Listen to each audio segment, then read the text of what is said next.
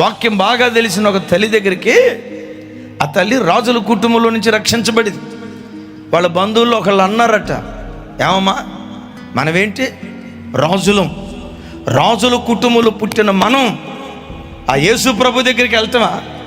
ఆయన అంటరాని దేవుడు కదా అని వాళ్ళంటే ఈ తల్లి అందట, పిచ్చి మొహాలారా, మనం రాజులమే, ఆ యేసు ప్రభు రాజుల రాజు. ఒక ఆయన చెప్తున్నాడు, నేను బ్రాహ్మణ కుటుంబం నుంచి రక్షించబడ్డానండి. మా కులస్తులు కొంతమంది వచ్చి మనం పూజారులం, ఆ యేసు ప్రభు దగ్గరికి నువ్వు వెళ్తావేంటి?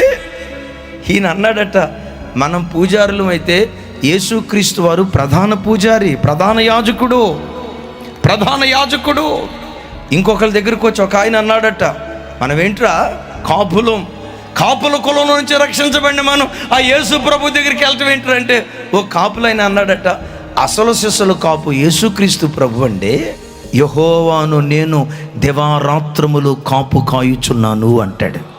ఇంకొకళ్ళు ఎవరో అన్నారట, ఏమయ్యా ఆ యేసు ప్రభు దగ్గరికి మనం వెళ్ళటం ఏంటయ్యా, మనం అసలే సాకులోళం అయితే మనమేంటి, మన కులం ఏంటి? ఒరి పిచ్చి మొహాలారా, ఆ యేసు ప్రభు చాకలి సబ్బులు అంటోడ్రా.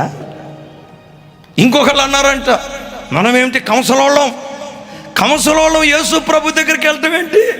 ఆ కంసలాయన అన్నాడట, యేసు ప్రభు ఎవరు అనుకున్నారా? కంసలి అగ్ని వంటి వాడు. ఈలోపు ఇంకొకళ్ళు ఎవరో అన్నారట, మనం గొల్లోళ్ళం ఉన్న మనం ఆ యేసు ప్రభు దగ్గరికి వెళ్ళటం ఏంటంటే అంటే ఆ గొల్లాయన అన్నాడట, అసలు యేసు ప్రభువుని మించిన గొల్లాయన ఎవరున్నారండి? ఆయన ప్రధాన కాపరి.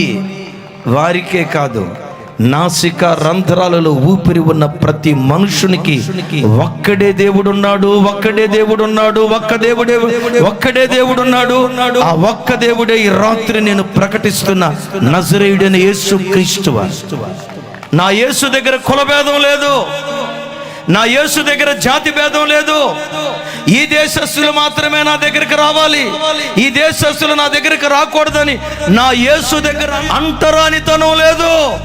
బాధాకరమైన సంగతి ఏంటో తెలుసా? నిజం చెప్పులు దొరుకునే లోపు అబద్ధం ప్రపంచం అంతా చుట్టూతో తిరుగుతూ ఉంటుంది. ఏంటి నిజం? యేసుక్రీస్తు నిజదేవుడు, ఇది నిజం.